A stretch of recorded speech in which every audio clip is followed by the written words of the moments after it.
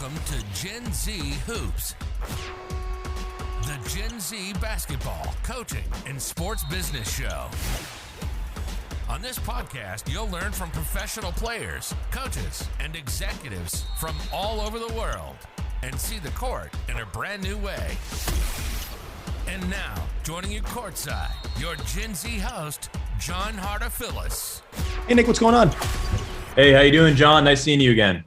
Good. Awesome seeing you again. I've said this a million times, but thank you so much for the great class we had with Global Stars Basketball and really just all the help you had for me in terms of just teaching me so much about networking, just all the stuff that you do. And it's just awesome finally having you on the show to kind of break all that down.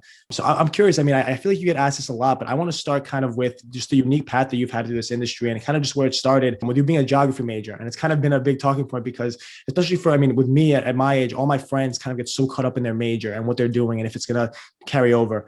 Obviously, what you're doing with geography and basketball, those are two different things. So I'm curious as to kind of what those early stages looked like for you in college, your love of basketball. Was it apparent to you at the start? Like, how did that kind of come to fruition? Well, I think growing up, I was always obsessed with atlases, the world. I didn't really travel much as a kid. It's not like I was bouncing around to different continents. But I remember I had this like yellow atlas in my room and I would just go through it all day and look at globes all the time. So that was always my passion. Either it's not necessarily traveling, but just learning about different cultures, learning about like what a rainforest is like and the world in general. So when I went to college, I wasn't the best student. I really needed to do something I was passionate about. And I think my dad was the same. He wasn't the best student, but he also studied geography as kind of his wheelhouse. And my parents are both just like, do what you're passionate about. So, I look forward to going to the geography classes, and a lot of the other classes I've really struggled. Like if I had done business or something, I would have graduated, but I would have probably hated every second of it. So I think for a lot of people who do stress about your major, do what you're passionate about, graduate, and then you can figure out what you do. There's basketball coaches or art history majors. I think Barack Obama was a history major. Don't stress about it. If you want to be a doctor, maybe stress about it a little bit more, but you'll figure it out. So yeah, that's my thing about the major thing. Just do what you enjoy. And then with basketball, that was my other huge passion. And I never really thought I could have a job from it, but I was streaming all the games before there was even like League Pass or anything. I was going to some random websites, and that was always another massive passion of mine. But I never thought I could do anything with it, honestly, growing up. So you obviously have been able to do something with it, but the process wasn't always easy. And there's a lot of grinding that has to go into it, right? In your early 20s. I'm curious, kind of going from being a geography major to the kind of what you called it before. I've heard you call it the basketball camp game, right? Where you're working at all these different camps. Can you kind of talk about that transition for you in terms of saying, okay, you know what, I'm going to go all in on this and just go to all these camps and meet as many people as I can, coach all these different people and take up all those skills. Can you kind of talk about that process for you? Yeah. So I was actually teaching skiing in Colorado, and I was working at a resort. This was a year after I graduated college. I have always wanted to do that my whole life. I was in the middle of nowhere in Colorado. It was pretty fun. I was just kept on coming back to basketball, and it's just like, that is what I wanted to do. It's like, I just got to try. I don't know what I'm going to do, but I was pretty naive to think I could just go to the Bay Area and make it work. But that's what I was going to do. Is I'm going to go to the Bay Area. I'm going to work for the Warriors. I'm going to work for Stanford or something. And if someone told me they're going to do that now, I'd be like, you're absolutely crazy. But I think you kind of have to be a little crazy. Geography at that point wasn't too much in my mind at that point, but I went to the Bay Area. I lived with my aunt and uncle. They lived in San Francisco. And then my college roommate, he's in Burlingame, just south of San Francisco. So I kind of was staying between their two places, worked basketball camps at, all the local college universities. So I gained a lot of experience. I really had no basketball experience, similar to Nick Reich's story.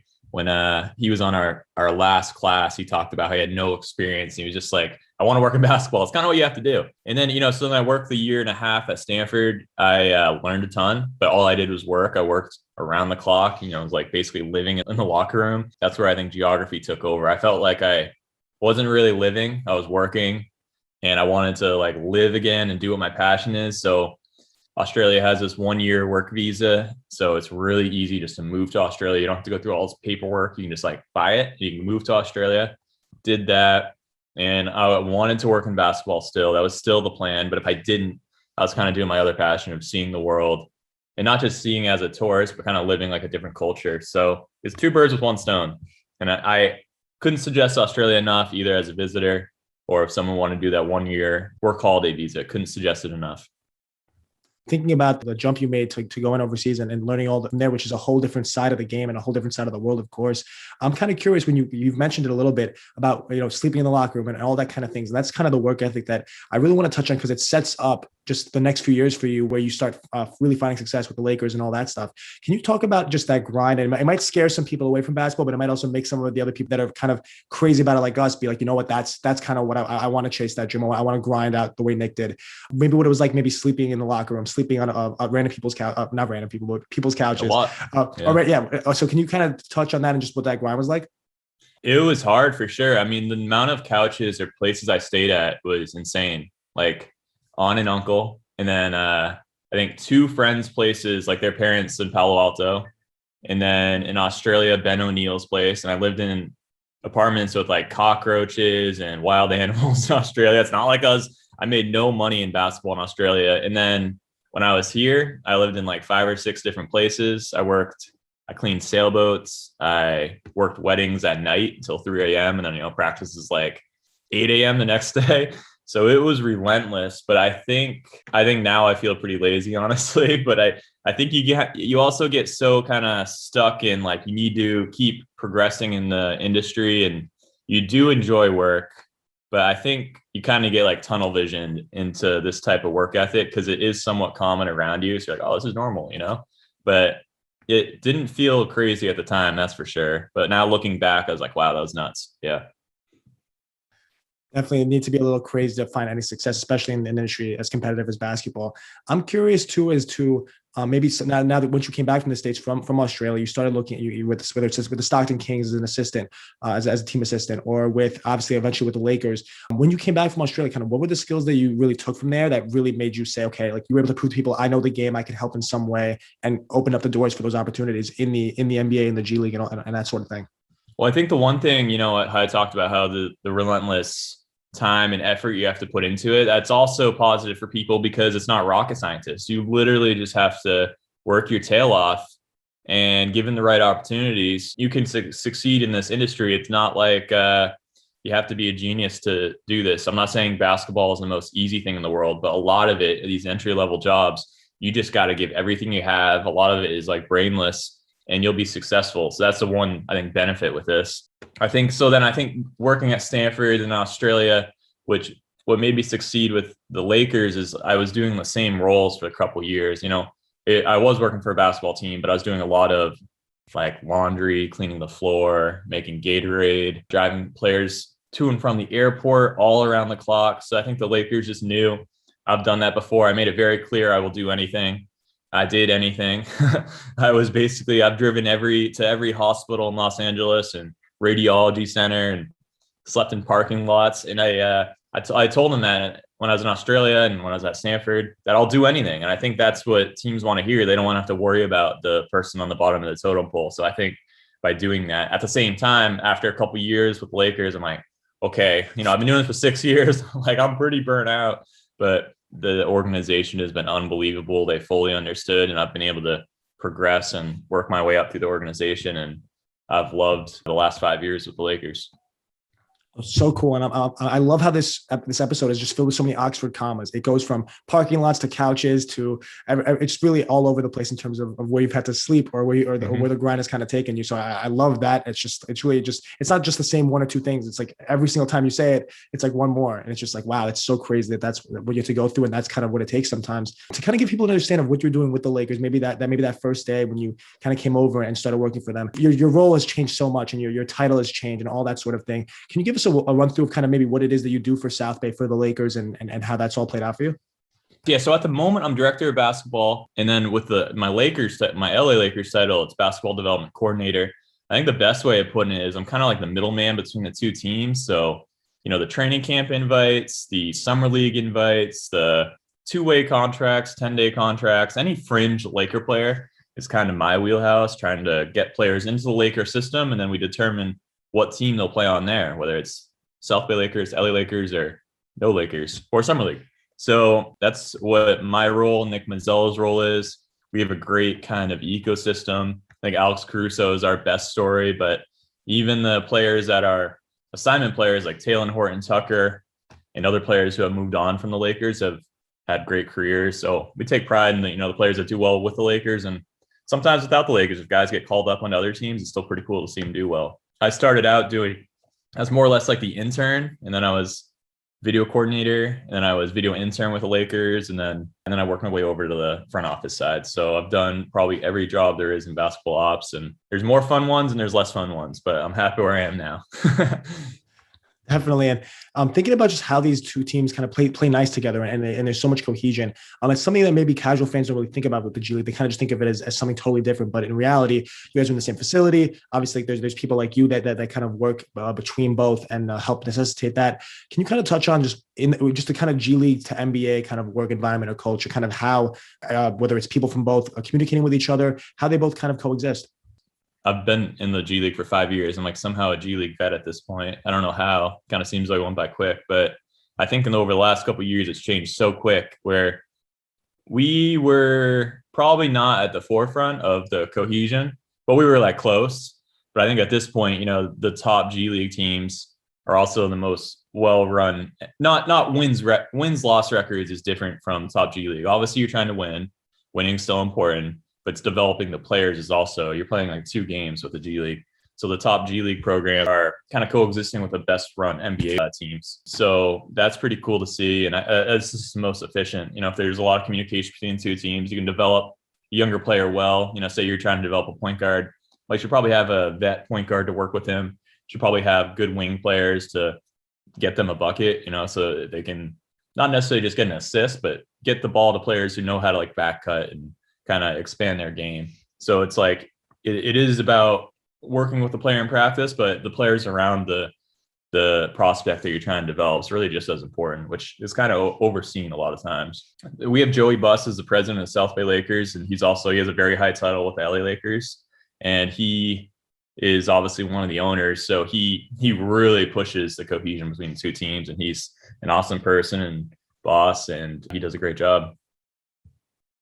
It's so cool. And then you kind of mentioned a little while ago about how you do all these success stories and your role in kind of bringing these guys along. Can you kind of maybe touch on one and thinking about how it works with the 10 days and the 2 ways and guys going back and forth?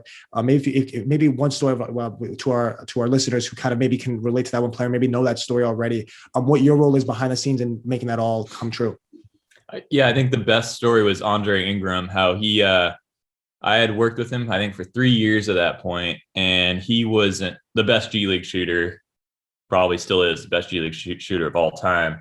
And I think he's like career 48% three-point shooter. It's unbelievable. So he was really close to getting a couple opportunities either with us or with other teams. And when he finally got called up at the end of the season, the Lakers season was like pretty much done. Like we were finishing strong at that point. Caruso was playing really well, so that was cool. But then for Andre, I rebounded for him for the last 3 years. Before that, I was more on the court. And then that season, I was off the court. I was in the front office role. So I've rebounded for him relentlessly for hours.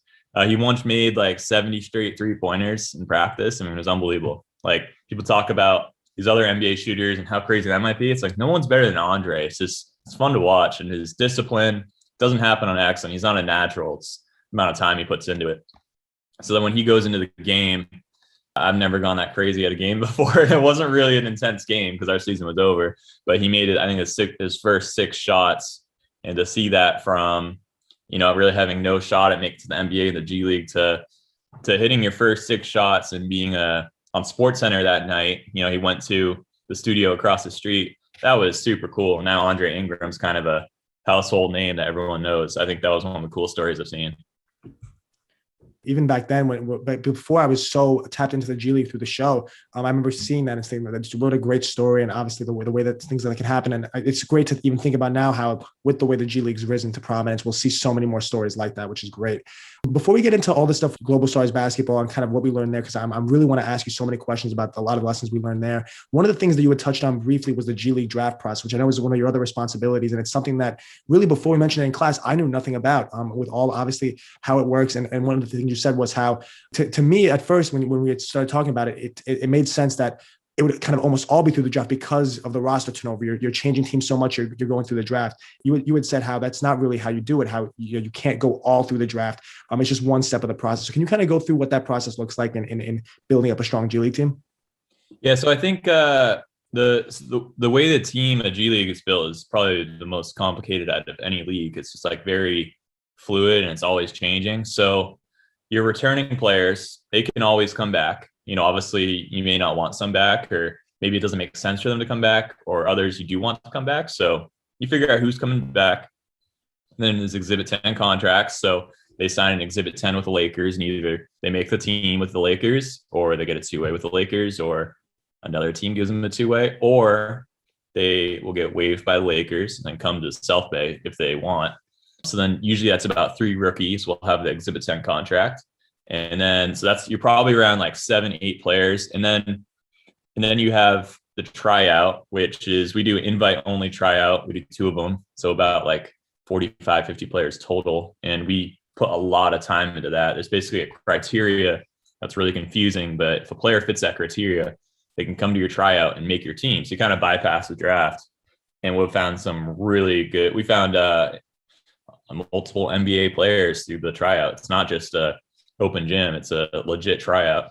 They're all like professional players. And then after that, that's the draft. So that's really like the last string of things. So after the tryout, you probably have 12 people coming to training camp because you have 4. And you probably want around 15 for training camp. So then 5 will be cut because there's 10 on the G League roster. So yeah, you'll draft 3 to 4. It's really the last string. So I think a lot of staffs, you have to keep the energy going because you just worked really hard in the tryout. And this is like, you kind of think like, yeah, we got our team set, so this is what we got. But you never know what you have until the players are in the gym. So, sometimes you think a tryout player is going to be really good at training camp and he isn't. So the draft, and also the draft is you have like a week and maybe they release like 30 names a day. So you're just like it's like studying for a test last minute, which I'm really good at because I wasn't the best student, but you're just trying to watch as many players as you can really quick with that last week.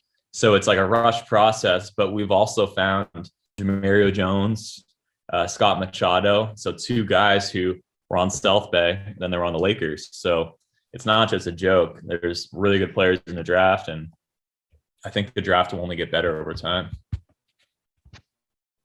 Definitely so important to be on your toes and make all those quick decisions when you're doing that. In terms of the preparation that goes into that draft, can you talk a little about, and that was one of the things we went over in the GSB class with Scouting 101, maybe some of the skills you look for that you think transfer over well to the G League or concurrently the NBA? Do you looking for guys more that have levels that fit the G League level, the NBA level? Like, what does that all look like?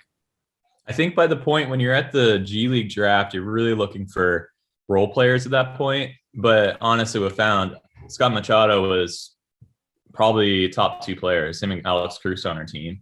And then Jamario Jones is one of the most favorite players I've ever had. He made it onto Lakers, and he had an amazing stat. Not to go on a tangent, but his first career start, it's like Wilt Chamberlain, Shaquille O'Neal, Jamario Jones, most rebounds ever, first career start. It was like 15 or 16. It's just like, and I think the Portland Trailblazers were trying to win that game too. It wasn't like garbage time. So it's not so you are looking for role players, but you never know what you're going to get. Because usually by that time you have your Exhibit 10s, you have your returning players. At that point, you're like, well, what can we kind of add to this team? So you're looking for guys who are really good at their role at that point, whether it's a shooter, whether it's a glue guy, whether it's just a point guard and come off the bench and just, play make, or a big who can just block shots or get rebounds. But it's more specialty roles by the time you get to the draft. But sometimes you think you're going to specialty and you get a star. So. Oh, so cool. And I mean, it's definitely super important to look at the draft when you can potentially draft a guy that's on any list with Shaq and Wilt Chamberlain. Obviously, you're doing a good job at some point if that's what's happening.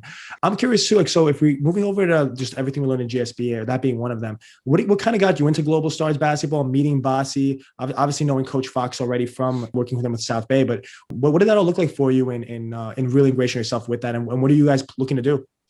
Well, I think as we've kind of already talked about, just my geography passion and traveling the world, I think I have always wanted to do it. And when I was in Australia, I was just like, my mind was always spinning. Even when I was at Stanford, I was like, if I could do something to kind of connect the world with basketball. There are some people that do it, but usually it's say an American trainer in Indonesia or American trainer in China. Maybe we'll have like a base or whatever, or have some coaches in a country, but it's more just about like having different international coaches. At the moment, most of my contacts are American. So having American coaches go do camps and clinics overseas. There are some opportunities like basketball without borders, but a lot of times it's like, the NBA assistants, which is 1% of, or less than half of 1% of coaches in the US. So even like a top US high school coach, I think it'd be really cool to give them opportunities to go to Turkey or Greece and go do camps. My passion for, as you can tell, I don't have to hide it, of traveling. And honestly, if I could make some good with basketball, that's way cooler. And I think that's the most important thing you can do with basketball, trying to make a positive impact through the sport that we all love. And I would love to do a lot of these camps in more third world countries too. If we could get sponsors involved to do it either in Africa or South America, anywhere throughout those continents would be awesome someday. So it's really just, I think at first, I think maybe on the business side, but now I don't really care. I don't care about the money. I just want to give opportunities for people overseas to have, different and international coaches. And then for our coaches and either US coaches or coaches in Australia to go overseas and either learn from their coaches and learn from their players and really just experience basketball. Incredible. And thinking about just, obviously everyone talks so much about the game growing in the last few years. Just thinking about how much it's going to continue to grow is astounding. Mm-hmm. Obviously, my favorite class, as you can probably tell, was Networking 101, and partially because you guys gave me the mic for a little bit to talk about the show, but also because you gave such valuable information about how to network properly. And I'm curious if you could just talk a little bit about some of the tips that you've seen work best with really getting positive network and providing value to someone that doesn't know who you are. Yeah, it's as Bossy said, I could have my PhD in networking, but both my parents are salespeople. So I think I kind of just grew up with it. I wasn't really paying attention. I was kind of a quiet kid, but yeah, I think the best way, if there was one thing that Fox, Bossy, Nick Reich, all of us kind of, we have different techniques for sure, but all the one things we said is be yourself, be authentic, and don't come off as a salesperson like you're trying to get a job, like trying to sell yourself. Just be yourself. Talk about basketball with, say you're at Summer League, just talk basketball, hey, that's really cool how you called this guy, some random guy up. Like if you know him, like if someone said that to me, so I'm like, damn, like, you know who Jamario Jones is? Like, that's awesome. Like I think just have a genuine conversation, be yourself, and don't be annoying. If I could give those three things, and it's not going to happen overnight. So say I didn't know you and I talked to you at Summer League. Okay, talk to you one time. You talk to me the next year. Hey, like we're building. Or I see you at Portsmouth. It's not just a one-time deal. And when you do keep in touch with people through email, like don't ask for a lot. I think just kind of touch base, say what you're doing, and leave it at that. Maybe give them a scouting report or send them your podcast or something like that. But I think it's just kind of a fine line of being yourself, authentic, and not being annoying. So I hope that helps. And there's a lot of funny stories between Fox, me, Nick, about just how this networking process works. But I think over time, I learned how it works, and you'll learn. And I hope you learned a lot from that class, and it was fun. Oh, so much. And thinking about just how to do it is they're really just, it's so intricate, and it's so important to kind of teeter that line between being persistent and being annoying, of course. I know now with our listeners kind of heard you talk about how to do it. I'm kind of curious about where, we talked about in class, you mentioned Portsmouth just now. Where are some of those places that it's important to go to and really be open to talking to new people and meeting people with different ideas?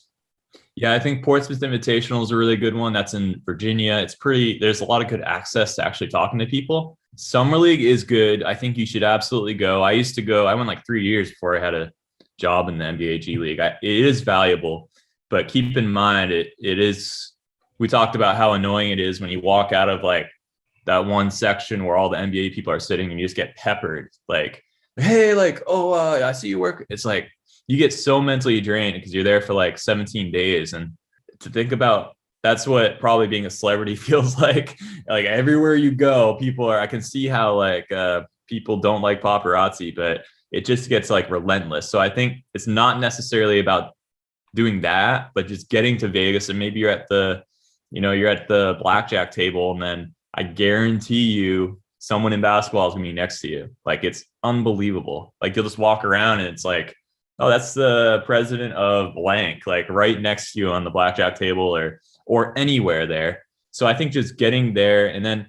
I think also like doing a lot of, whether it's like a Global Stars webinar or doing all these coaching, webinars on Zoom right now, just do them. And then say you meet one of the coaches presenting at Summer League or something, that will mean a lot to the coach if, you took something that you learned from one of their lessons and talked to them. Cause then you're like, wow, like this isn't just like someone working in software sales who wants to work in basketball. This is someone who's like dedicated to working in basketball and putting the extra time into it. So I think doing as much as you can right now, obviously we can't go to Summer League, but doing these different webinars, there's tons every week, is really valuable to kind of build that connection with these coaches and knowledge. It's not just connection. You're helping yourself already. 100%. And a lot of the things we're talking about now are kind of more for the in-person networking. But of course, like we just said with the COVID pandemic, with these virtual webinars and all that kind of sort of thing, a lot more of this networking has been done over the last year through email, through LinkedIn. Can you touch on that? And maybe how is that different? And maybe how would you approach that? And did you do a lot of that? Or is it mostly maybe in person when you first got started? When I first got started, I tried in person. I wasn't very good at it. I think like Nick Reich. And then, but I did do it online on email. Again, I didn't really know what I was doing. So I was like, asking for internships, like stuff that I absolutely wouldn't suggest now. And I didn't even really know people, but I think, reach out on LinkedIn. Like if someone reaches out on LinkedIn and they don't respond, or I don't respond, I'm not going to remember. I'm not going to care. So it's like, cause I probably get like 3 or 4 messages a day. So I don't feel bad about reaching out and someone doesn't respond. It's just like, they get tons of messages. So if you're keeping in touch with someone in email, I'd kind of update them on what you're doing and kind of like, I'd make it known that you are looking for an internship, you're looking for opportunities, but I wouldn't be asking for too much. I would just kind of keep them posted on what you're doing. As I kind of said throughout, you're not really going to get an internship or something through me, but it'll be through someone that you work with. It's going to be someone in your network. Maybe down the road in 10 years, I could get someone like you a job. But at this point, it's like, I can't even get like my best friend. I can't even get like Isaiah Fox a job, So it's like, how can I get someone that I don't really know? So I think you're going to get your jobs to people you work with, but obviously you constantly want to be reaching out to people and growing your network and keeping in touch with people. I think social media is important with that because I'll meet some people and then, they fall off the face of the earth because you don't see them for a year. But if I kind of follow them on Instagram, they follow me. And I think that's really helpful. Oh, definitely fantastic advice and huge in terms of how you could do that virtually. You mentioned at the beginning how you kind of made some mistakes when you first started and sending messages and asking for a job when you shouldn't have. Thinking about maybe now, right? You have all this knowledge. If you got transported back in time, right, and you woke up on a couch and you're 20 years old again, right? You wake up on some random person's couch or the floor of a locker room. You can't take your Lakers jacket with you, so that has to stay here in 2021. It's my favorite jacket. It's a great jacket. It's awesome. But you can't take it's got to stay here. Yep. Your phone contacts is wiped. Maybe you have your some family on there, but that's about it. What's your first move? You wake up on that couch. What's the first thing you do to kind of just try to get back on track? So I'd say I wake up back in Burlingame, California, it's 2013. I would still work basketball camps, but the main difference I would do is I would enjoy the process through the last, I think like my first 4 or 5 years working in basketball. It's always about like what's next and this is kind of a stepping stone. And you hear that a lot. You go to like the Final Four, like, yeah, like I'm here, but I'm trying to fill in the blank, like knock that out, like enjoy where you are. Cause you never really know, you don't know what's going to happen, like, or with life or with your basketball career. So like enjoy, it's hard to enjoy when you're waking up at like 4 a.m. to do an airport run. Don't enjoy that. But I think be grateful with where you are, whether it's a JUCO or it's high school or it's middle school. Just enjoy the team you're working with. And that's what it's all about. It's not about, I promise you, like won a championship with the Lakers, but looking back, actually, like I think working those camps at Stanford, working the training camps in AIS in Australia, that's truly what it was all about. It's just like the camaraderie with the team and everything. That's if you like working in basketball, nothing's better than that. So don't keep looking at the future, because a lot of times when I was at Stanford, I was like, I want to do this and I want to do that. And I wish I was doing this role. And I can't believe this person got that role and I didn't get the interview. Just enjoy where you're at and it'll work itself out and you'll be happier. Of that advice, and it's definitely something I have to probably listen to this over again and think about, because it's maybe something I get caught up in posting and making all these shows and doing all that. And I really, I should spend more time kind of enjoying it each and every one and kind of enjoying that process day to day. So, I mean, honestly, great advice. Nick, thank you so much for coming on the show. I mean, honestly, you've been such a huge help over the last few months and teaching me so much, but you coming on the show, I mean, I've just kind of just talking to you like this. I learned even more. And I can't wait for whether it's Global Stars basketball, just however else we meet again through Summer League, whatever it might be. Thank you so much.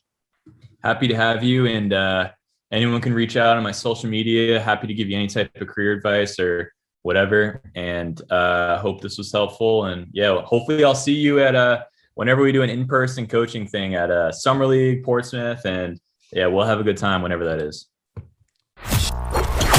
Thanks for listening to Gen Z Hoops. Make sure to follow, like, and subscribe on Instagram, LinkedIn, and all major social media platforms at Gen Z Hoops. You can tune in and subscribe on Apple Podcasts, Spotify, YouTube, and every other podcast platform on the planet. Get ready for the next episode.